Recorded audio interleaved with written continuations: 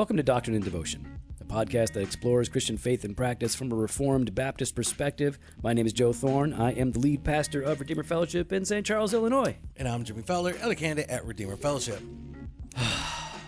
One more to go. We recorded a couple of podcasts today. Yep. First one was fun. Yep. And we're going to do one more here. Mm-hmm. And, we have some obligations coming up. We do. We go to New Zealand. Yeah. So by the time this comes out, we would have been back from New Zealand. Oh, really? Yeah, because this one comes out Thanksgiving. This one comes out Thanksgiving. Oh, wow. So, wow. We could use this to leave ourselves reminders. Yeah. We could remind ourselves, like, hey, if you're listening to this. Well, but I don't. I don't listen to these. Yeah, I guess that would be one more thing to do. Yeah, that would be one more thing to do. This I was going to think. I don't listen to anybody's podcast at this point. Why would I listen to ours? Man. But it's been a good day. It is a good day. Preaching. And we got to hang out now. Mm-hmm. And had some Diet Cokes. It's very refreshing, actually. Except it's not in a foam cup anymore because for some reason Chicagoland McDonald's, I don't know what happened, but they threw out all the foam cups. EPA. But other places have it.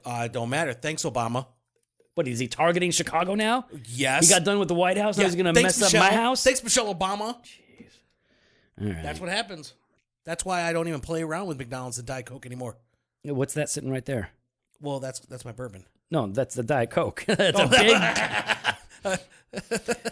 So, all right. So sometimes when we do the podcast, we have an outline, right? And so it'll have anywhere between 8 to 10 points on it. Like, hey, these are the 10 things we want to talk about during an episode. And then other times, like this right episode, it just says the word go. That's all it says. It says elder candidacy go, because we're going to talk about elder candidacy. Boom. Why are we going to talk about elder candidacy? Because people ask all the time. All the time. In fact, the time. We just got one. Get another one again. All right, I'm gonna read it. All right, you read it. It's good. I know it's gonna be something embarrassing about football. No. Here we go. Let's poke fun. Hey, Jimmy and Joe, or Joe and Jimmy. Not sure which one to put first. That's pretty fair. Jimmy. That's fair. No, he got it right at the end. Yeah, but Jimmy. Yep. Love you guys for real. You are great. I'm a, quote, reformed pastor in the C&MA, that's Christian and Missionary Alliance. I appreciate you guys so much. Oh, also, this guy has ADD. Oh, also, I got the Reformation 500 t-shirt. He does have ADD from you, and it's fantastic. I actually preached on the Reformation in it on Sunday. Hey! I wish you had other options of the same shirt. Maybe different colors? What are you talking about, dude? He probably thinking maybe different colors. colors. Get to what's your question? Okay, but hold on. Here it is. My question. Stop. He's just We are in the process of adding more elders, and I would really like to make the process more strict. Obviously, we can question the candidate, and we have a training packet to go through. Don't do a training packet. Packet is like what you would keep seasoning in to sprinkle on a burger. You want something more robust than a packet, but okay. But I'm really curious about your process. Wow, poor Jimmy. This is taking a long time, man. I understand the pressure of full-time work, a business, and finishing school. Anyway, keep it up, guys. If you were ever near Western New York, I would be happy to hang with you guys. Unfortunately, we would not probably want to hang with you, my man. So anyways, Jimmy's giving me this horrified look. I'm teasing him. You don't say that. Listen, all right, this dude's name is Andy. Andy. This is what we do. We bust each other's chops. What's his name? Andy. Okay. What? No, I thought you said Annie. I was like, oh, I'm about to bust up on this guy with a girl name. So Andy. Oh, Andy. Yeah, I'm teasing him, man. So we would love to hang out with you. All right, so maybe for a nominal fee. Okay, so first of all, let's just establish this. It isn't taking Jimmy 5 years to finish his elder candidacy because it's hard. It's taking Jimmy 5 years to finish it. Not really. It's not taking me 5 years. Okay, the 2 years. And it's robust. Okay. It's robust. You can do it in a year easily. The reason Jimmy couldn't do it in a year easily. Yeah. Okay. If I didn't have a job or family. Nope. Name one other elder that did everything in a year. Tom. He didn't do this, and he's not an elder. Yeah, he did. He did it to be ordained. You get to be ordained. No, I saw. No, you didn't know. Yeah. Scott Kalis didn't do that when he did his ordination for ministry as well. Yes, he did. No, he did. I talked to Scott. He did not do what I did. Yeah, what you're trying to do, you mean? Yeah. Yes, he did. I have it. Oh, show it to me. Okay, I will. Show me. He did all those papers as well. Thank you. Yeah, Name one. He did the Sisteo big paper. The big paper. Okay, one. That's the one you're trying to do. That's the one I'm finishing up, but one. All right. Name one. I just did. No, you didn't. The Sisteo paper. The Sisteo paper is different than all the papers. First of all, you didn't do all the papers. Exactly, but I'm just trying to say, you're saying it's not robust. No, I'm saying it is robust. Okay, but you said it before it wasn't. Okay, I'm saying you be honest now. You be honest. Go. You could easily have done it in a year. If I didn't have a full-time job. No, stop. No, it's not as easy as you think. You admit it, and you know that there's been a lot of procrastination as well. Oh, I'm not saying there hasn't been. Okay, all right. So I didn't say there so hasn't been you procrastination. You've procrastinated. And I have procrastinated, but I'm just also saying it is hard. It is robust. It's hard. It's robust. It's hard. Hard is As better it than should robust. be. Robust. I like robust coffee. Hard. That's a better word. No, it's not hard. Oh, it's easy. Okay, so that's It's what I've been robust. saying. It's easy. It's and, robust. All right. Anyway, I'm just trying to say this. I think robust is a good word because I think hard is saying like it's too difficult for people. I don't think. Well, there's a difference between hard and too difficult. Okay. All right. Now you're All trying right. to. No. No. Listen. I don't defend your system. All I right, get it. I'm going to make a singular point here. Make the singular point. Go ahead. But I think it's robust. It's not easy. It is. No, I agree. It does take time, and Joe is right.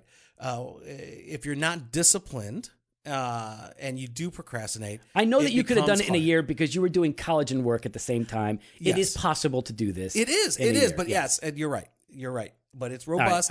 okay, Jimmy said I was right. So anyways, I'm always willing to admit when I'm wrong. Joe can't, which but is I am. all the time. Listen. All right, so listen, let's answer the question. All right, answer the question. Go. All right, so the question is, what does our elder candidacy process look like? So let's talk about it like this. We'll talk about how we identify potential elders and potential elder candidates, and then we'll talk about how they become elder candidates. Then we'll talk about what that's all about, and then them actually becoming elders. Good. Sound good? All right, so how do we identify potential elder candidates? Do you know? No, I haven't actually gone through that process with you guys. I'm being serious. So- I haven't gone through it with you guys as we've identified others. I'm gonna get a half a sentence into this, and Jimmy's gonna be like, "Oh yeah, I know this stuff." So basically, the way that we find potential elders is, but obviously we watch the church Obviously. carefully. But what we do is for you to even be considered for any kind of potential leadership, you have to be a member of the church, and you'll have to be in a small group, what we call community groups. So our community group leaders are keeping an eye on the people in their community group, and they let us know if they identify somebody with good leadership potential. And then at that time, we would then encourage them to be part of leadership lab. That's the next step, right? So once we begin to identify people with potential leadership qualities or clear leadership qualities, we want to bring them into what leadership lab, which is a regular gathering that we have where we are helping people to develop in their leadership skills. So now so these are members who are in community groups already. So they're really a part of the church life. And now in Leadership Lab, we get to build more of a relationship with them at the leadership, kind of centered around leadership. Get to hear their hearts, talk to them about their desires, sense of calling, and things like that. And out of that pool of people is where we usually find potential church planters, pastors, elders, deacons, community group leaders, and whatever. So we identify potential people by working through our small groups is the simplest way. Yeah, to I think really so. kind But I of think summarize the two things there that you really hit on was one, that they're committed to the church through membership, and two, they're committed to the body itself through being involved within the community, within a community group. Right. Now, what we don't do at Redeemer is what a lot of Southern Baptist churches do, which is we have this nominating process. We don't do that. Now, the nominating process at a church that I used to belong to that was Southern Baptist, or a few Southern Baptist churches, is they would say, okay, nomination time. Here are a bunch of blank ballots. Write in the person that you think should be a deacon, because they didn't have elders. So they would get in 15 names, and then they would say, okay, so these people aren't going to work for whatever reason, but okay, now we got 5, but we only need 2 deacons. So here are all 5. Congregation, vote on the ones you want to be your deacons. And it was just a gross. Yeah. It was just, we don't do that. Once we identify potential elders and elder candidates, We're looking at their giftedness, their strengths, their weaknesses, and we want to help them plug in as much as possible. But any given church only needs so many elders based on its size. And so we kind of know where we're at, and we know when it's time to add an elder or two more.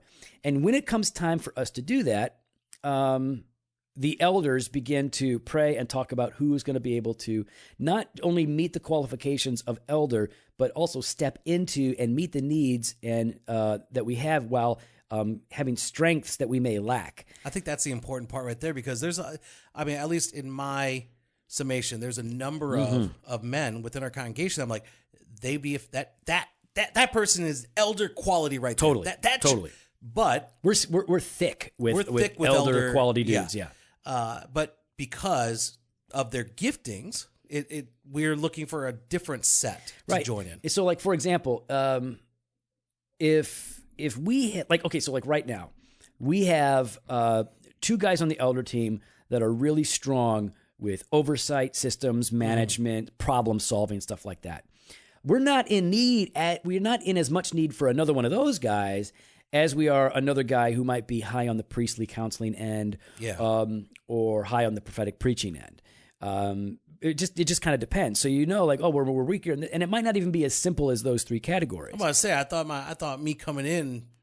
Oh, you're a triple threat. You're triple threat. I thought my preaching was on point. Yeah, you are prophet, priest, and padre. Okay, you are all of those things. So what? What'd I say? I'm not even going to touch it. Padre means father. It's like a priest. Get it? Come on, man. You're from Guatemala. Come on, that's funny. But you already said priest. You go prophet, priest, and padre. So you did it twice. Prophet instead of king? I did. I replaced one of them. I replaced one. The main thing is I replaced one of them with padre. That's pretty good. All right. So now here's the thing. People are like, how can't your people nominate somebody? Of course they can. At any given point, we're hearing from people in the church. Yeah. Hey, have you guys seen what I don't know?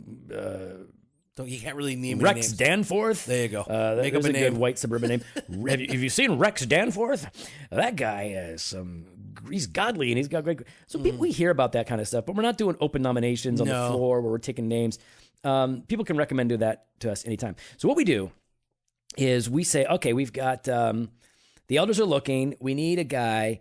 And so I'll just tell you in the past what we've done is we've said, okay, we need a guy who is more like Brian, strong in problem solving, organization, management, systems, but who is also going to be strong on the priestly end for counseling. All of our elders have to be shepherds.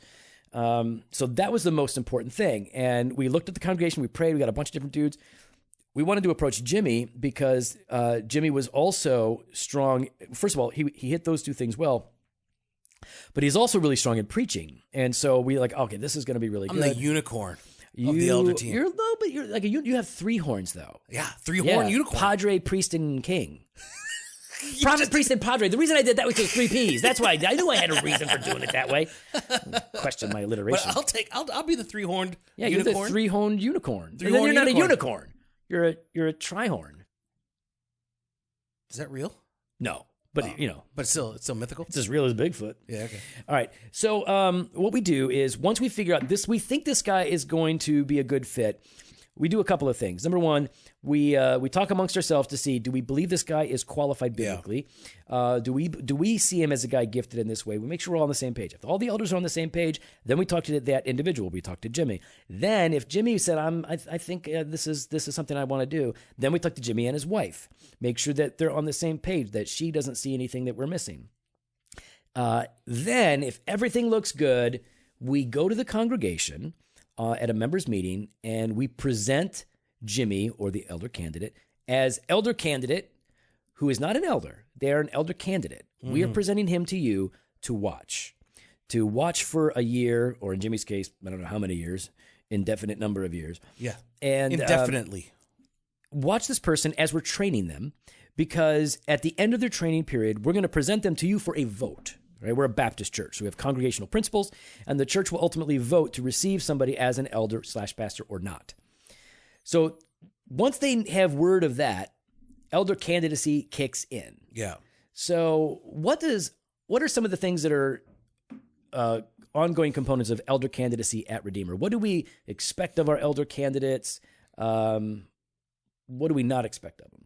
Yeah, I mean, one of the things that's expected is to be part of the meetings themselves, the regular meetings, Elders meetings. the elders meetings. So, I get to play a part, or I get to attend the meetings. You're not attending; you're in it. Yeah, I'm in it, and so yeah, I mean, there I get to kind of watch and learn as the elders kind of deliberate and go through things and counsel, and so I get to go on visitation as well.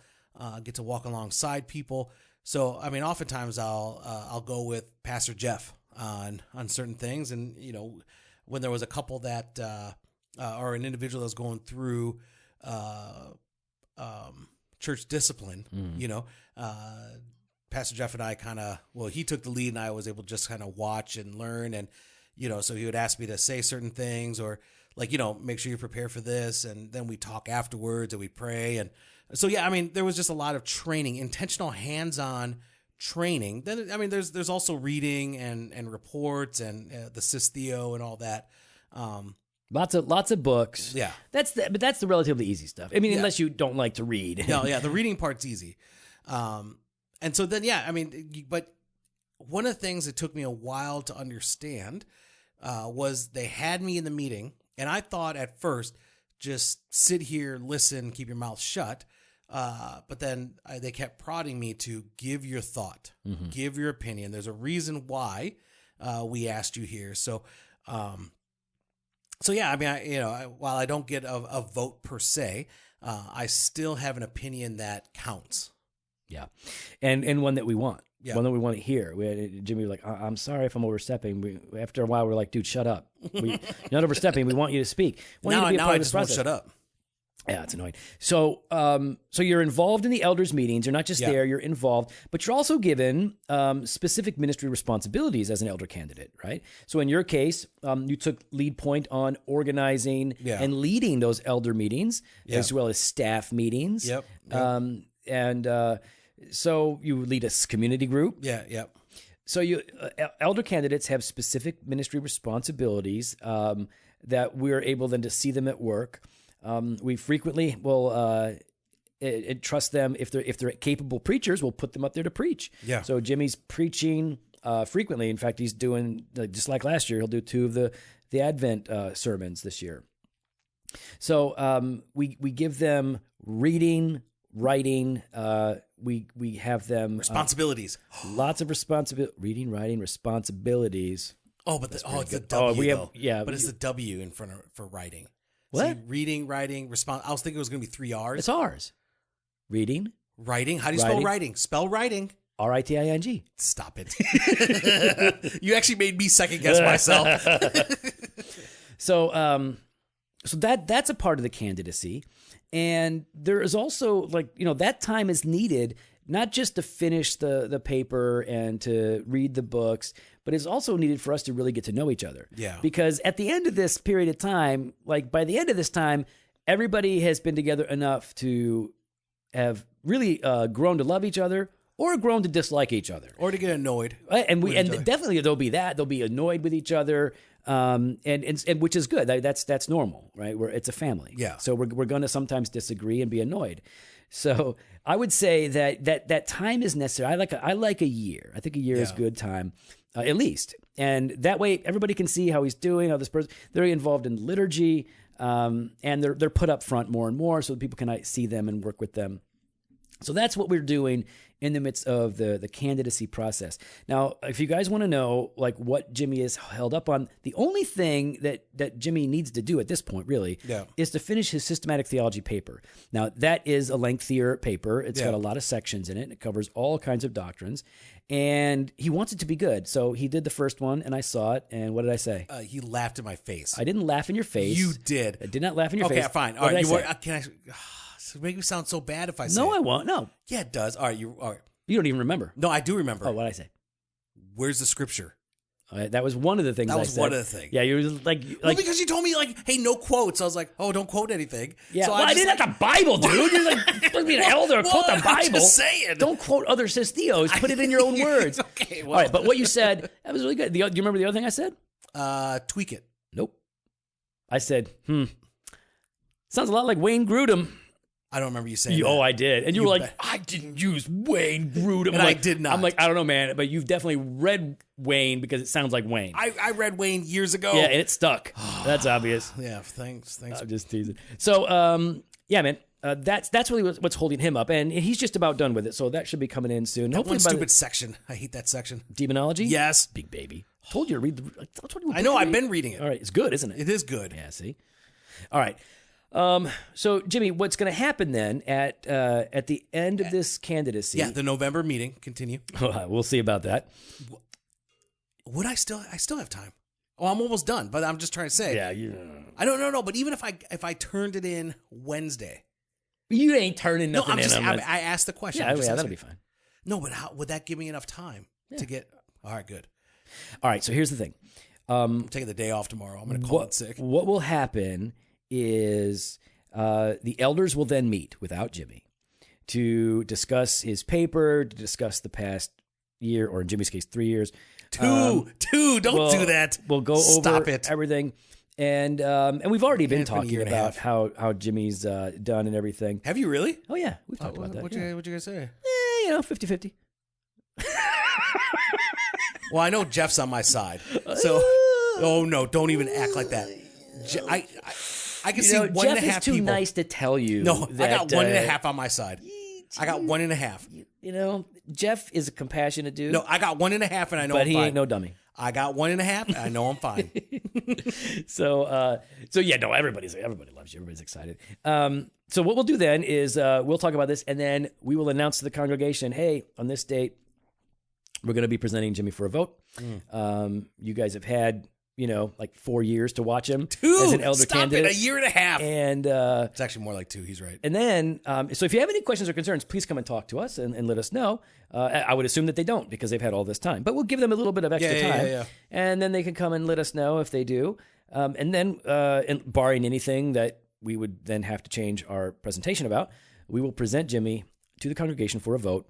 They will vote that, yes, we want to receive Jimmy, not as Lord and Savior, but as a pastor of this church. Walk down the aisle. And then that'll be it. He will then be an official elder, and he will no longer have to say elder candidate at Redeemer. What would my new thing be?